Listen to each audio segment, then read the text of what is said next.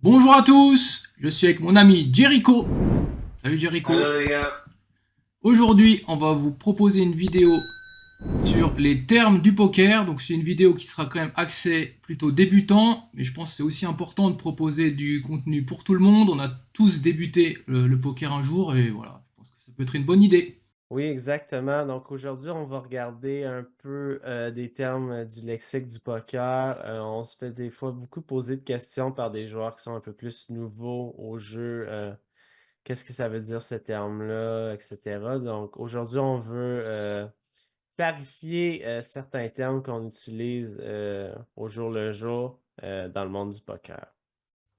Ok, donc c'est parti, on va commencer. Alors premier terme, deep stack. Qu'est-ce que c'est deep stack, Jericho?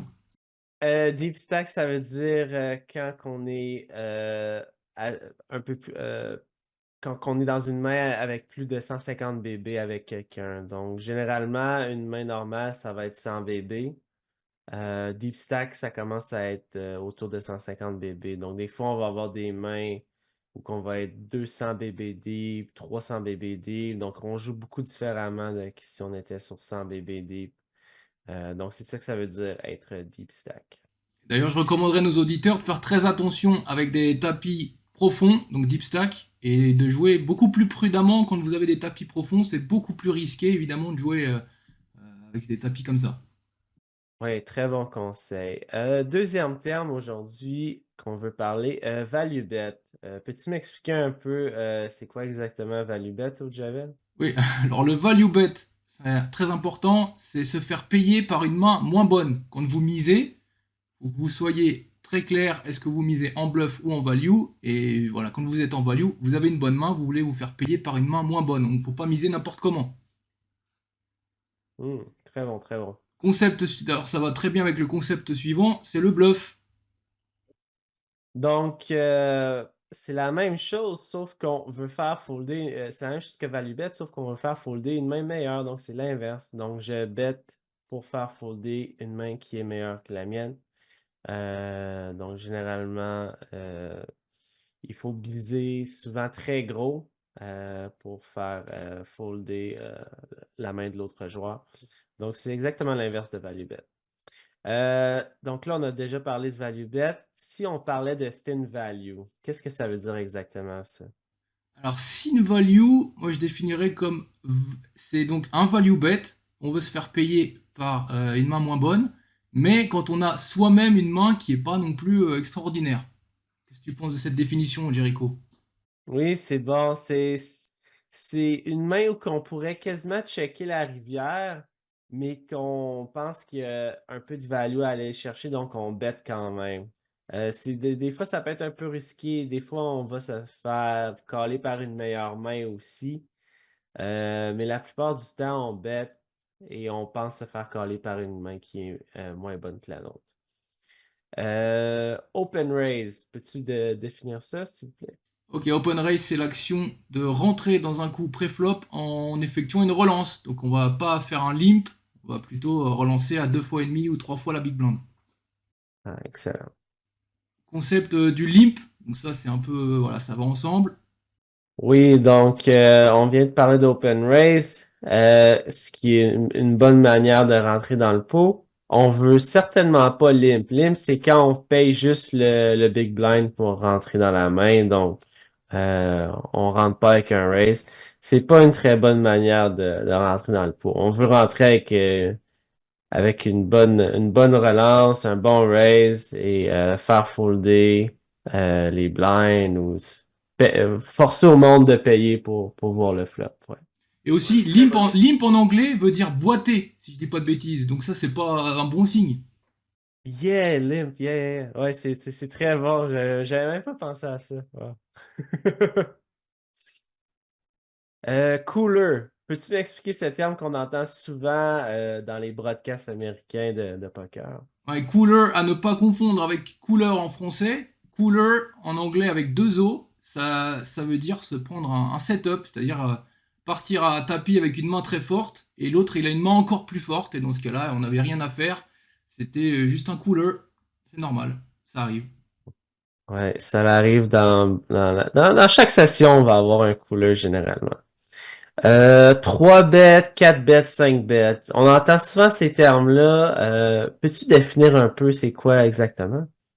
Ok, donc quand on rentre dans un coup, on effectue un open raise, et quand on se prend une surrelance, eh bien ça s'appelle un 3 bet. Si nous-mêmes on effectue sur-relance, ça va être un 4 bet. Et si l'autre Mhm. refait une sur-relance, normalement ça va être un tapis à peu près à 100 big blind, ça sera le 5, le fameux 5 bet, généralement des mains très fortes. Alors attention. Très bien dit, très bien expliqué. Donc, prop bet turn, prop bet river. Est-ce que tu peux m'expliquer un peu c'est quoi exactement ces termes-là, Javel? Ok, ça c'est des concepts un petit peu avancés. C'est quand le flop fait check-check. Et par exemple, c'est bouton contre big blind ou in position contre big blind, le flop fait check-check et là, turn, big blind, bet directement. C'est le prop bet turn. Et si le flop fait check-check, turn fait check-check et que big blind mise la river, ça sera le prop bet river. Voilà. Good, good. Ensuite, on Euh, a AF, Jericho. Aggression factor, ok. Yes. Donc, ça définit ton agression post-flop. Donc, plus ton aggression factor va être haut post-flop, plus il va être strong, plus ça veut dire que tu es très agressif, plus ça veut dire que tu raises beaucoup, tu check raise, tu bet. Donc, généralement, les personnes qui ont un aggression factor assez élevé vont être des joueurs très agressifs qui vont mettre beaucoup de pression. Donc, faut faire attention contre ces genres de joueurs-là. Ouais, je pense que ça, c'est une stat qui va être fournie par à peu près tous les trackers, hein, tous les logiciels de stats. Donc pour vous donner des idées un peu précises, si vous avez un AF inférieur à 2, ça va être plutôt passif. Entre 2 et 3, je dirais un peu normal. Et supérieur ou égal à 3, là, ça va commencer à être vraiment très agressif. Voilà. Bien expliqué. Prochain terme, squeeze. Qu'est-ce que c'est ça?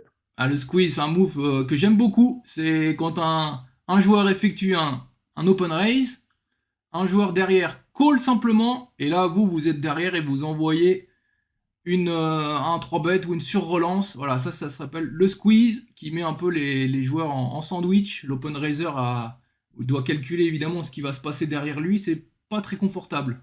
Ensuite, Jericho, on a le bet fold.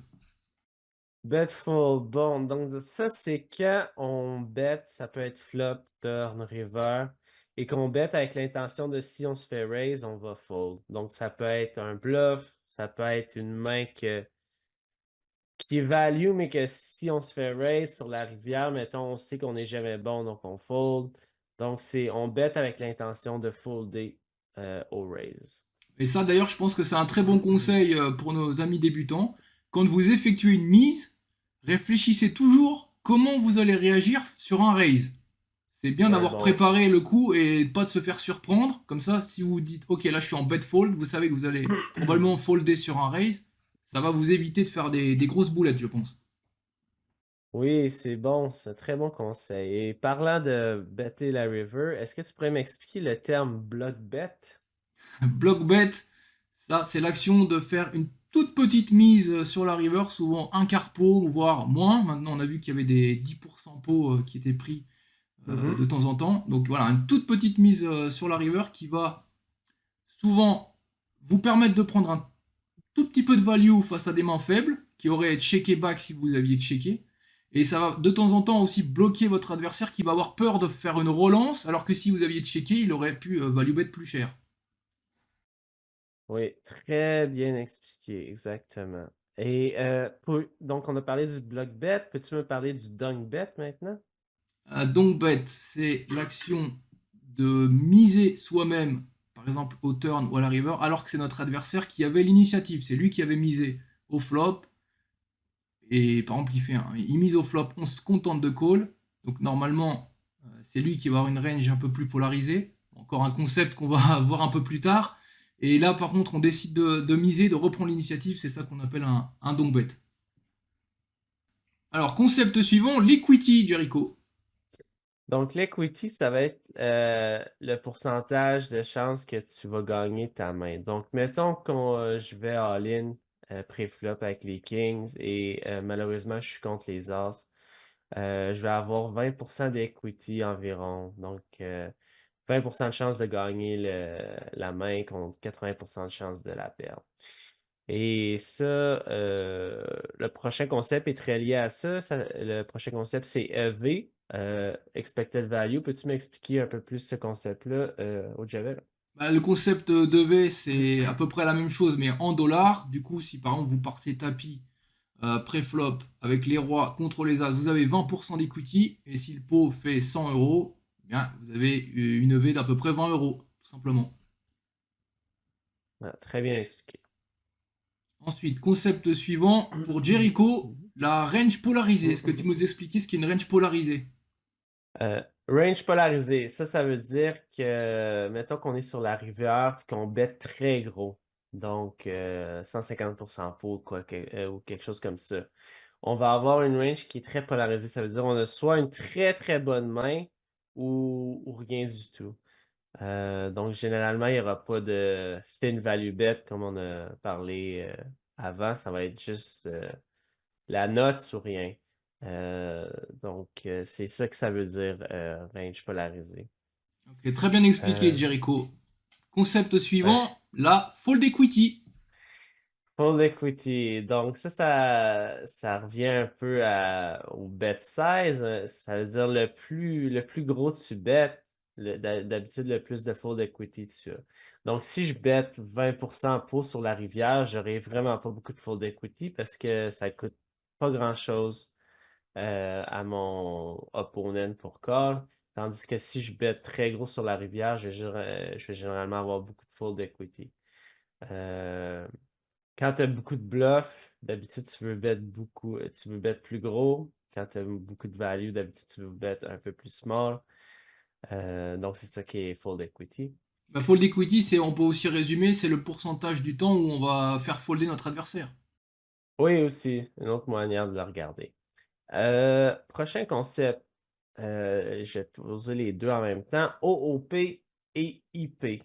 J'entends souvent ces termes-là. Peux-tu m'expliquer un peu plus? Oui, OP, IP, c'est quand même des détails très importants. Ça, OOP, ça Mhm. veut dire out of position. Vous êtes hors de position ou premier à parler. Et IP sera in position, soit en position ou dernier à parler. Donc ça, c'est un avantage évidemment d'être dernier à parler. On veut maximiser, jouer le plus de coups possible en position. Bien dit. Concept suivant, overbet. Overbet, donc ça, c'est que, mettons que le pot fait 10 big blind et je suis sur le turn et je décide d'en bet 15. Donc ça va être un overbet. J'ai betté plus gros que le pot. C'est un bet qu'on fait pour mettre beaucoup de pression sur l'adversaire. Et généralement, c'est très difficile pour l'adversaire de continuer contre ce genre de bet-là. Donc, ouais, un bet qui est très difficile à gérer. Ouais. PFR, qu'est-ce que ça veut dire, ça? Un PFR, c'est l'open raiser, le premier joueur qui va relancer préflop. On appelle ça, vous pouvez l'entendre assez régulièrement, le PFR. Ou même dans les trackers, on voit cette stat, PFR. Ou RFI, on peut aussi dire race first in. RFI, si vous voyez Oui, RFI, c'est la même chose. good. Concept suivant, Jericho, rigged ou rigged, ça dépend de la prononciation. Rigged. Bon, ça, c'est un terme qu'on utilise un peu légèrement, un peu pour blaguer. Ça veut dire que, mettons que je vais all-in avec les As contre les Kings et que je perds le pot parce qu'il y a un King qui sort sur le flop, turn river. On peut dire en blaguant, ah, c'est rigged. Ça veut dire que le site est pas fair. Là, c'est C'est comme si truqué.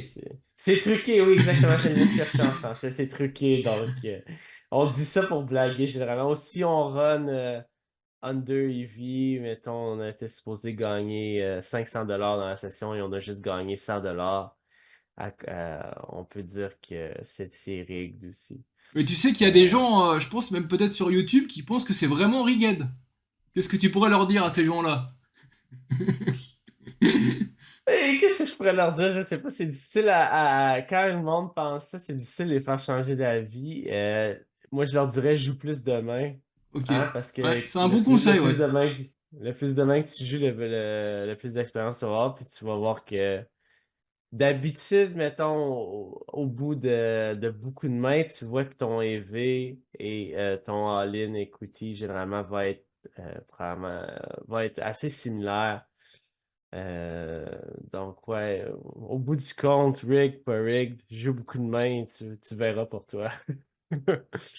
Euh, Autre concept qu'on va parler aujourd'hui, delay c-bet. Qu'est-ce que c'est que ça? Donc ça, c'est quand l'open raiser check back le flop, turn, l'adversaire check, et là, il décide de miser. Donc c'est pas un continuation bet, mais c'est un delay continuation bet, il mise sur la turn. Ensuite, bet Euh, check bet, Jericho. Bet, check, bet. Donc ça, d'habitude, ça veut dire que le open raiser va bet le flop, le OP va call, turn va aller check, check, et OP va check la rivière, et le open raiser va bet. Donc, bet, flop, check, turn, bet la rivière. Euh, donc, ouais, c'est une line que IP va utiliser. Euh, Prochain concept, implied odds. Peux-tu m'expliquer ça un peu plus? Alors celui-là, il est pas facile à expliquer. Implied odds, c'est les cotes implicites. Alors, comment. Alors, ça, c'est. Est-ce que. Si vous avez par exemple un tirage ou une main à potentiel, vous allez devoir payer probablement une mise lorsque votre adversaire mise le flop ou la turn. Et est-ce que vous allez pouvoir rentabiliser votre main si vous touchez votre tirage? Parce Une autre que. manière un peu plus simpliste de regarder ça, je pense, c'est, mettons que on open raise pocket 4 et on se fait 3 bet par un stack de 50 big blind. Généralement, ça va être un peu mieux, un peu meilleur de folder ici parce que même si on touche, même si on trouve notre 4 sur le flop, le plus qu'on peut gagner dans cette main, c'est 50 big blind. Si on open pocket 4 et qu'on se fait 3 bet par un stack de 100 big blind ou plus, ben là, ça devient beaucoup plus intéressant à caller le re-raise parce qu'on peut gagner 100 big blind ou plus si on touche.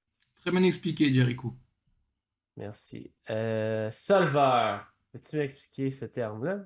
Alors le solver, bah, c'est l'apparition des solvers s'est fait à peu près en 2014-2015 avec Mhm. Pio Solver notamment qui voilà, c'est des logiciels qui vont bah, vous trouver la solution à l'équilibre voilà, la solution entre guillemets parfaite qui va vous donner une stratégie inexploitable.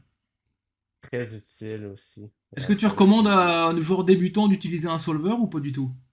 Non. Non. Que à partir d'un certain niveau. Oui, je pense vraiment autour de NL100 peut-être. Ok, ok, ok. Ouais. Et dernier concept, c'est Mass Data Analysis. Mass Data Analysis, il y a beaucoup de poker teams qui font ça, des groupes de poker qui s'entraident pour étudier. C'est l'analyse en gros, de beaucoup de mains jouées à une certaine limite par tous les joueurs de cette limite. Donc, par exemple, Poker Stars, on veut analyser comment les joueurs jouent un L50. On prend toutes les mains qui sont jouées à cette limite-là par ces joueurs-là et on fait une analyse. Est-ce qu'ils bettent le flop souvent? Est-ce que la rivière, il y a des bluffs? Etc. Et on peut en tirer des conclusions en général. Comment jouer contre les joueurs de cette limite-là. Très utile pour les limites qui sont en bas de NL200, je dirais. Mais NS500 et plus haut, c'est un peu plus difficile jouer avec les résultats de mass data analysis. Donc en fait, c'est une analyse complète de tout le player pool et vous avez les statistiques de votre player pool et comme ça vous pouvez jouer une stratégie qui va être en moyenne gagnante contre ce player pool. C'est ça, Jericho? Ouais, exactement. C'est tu recherches une stratégie standard qui peut s'appliquer contre 95% du player pool. Ouais, super intéressant. Ouais. Donc, ouais, c'était les concepts de poker, le lexique qu'on voulait expliquer aujourd'hui. Si vous avez d'autres termes que vous ne connaissez pas ou que vous voulez qu'on explique un peu plus en détail, Faites-nous en part dans les commentaires. J'espère que vous avez aimé et on vous dit à la prochaine. À plus! The fur, baby. Chacun sa mafia, chacun sa mufa. Aujourd'hui ça se passe comme ça. The fur, baby. Chacun sa mafia. Nas with MTM, yo, the firm connect. Yo, my mind is seeing through your design like blind fury. I shine Jerry sipping on crushed grapes.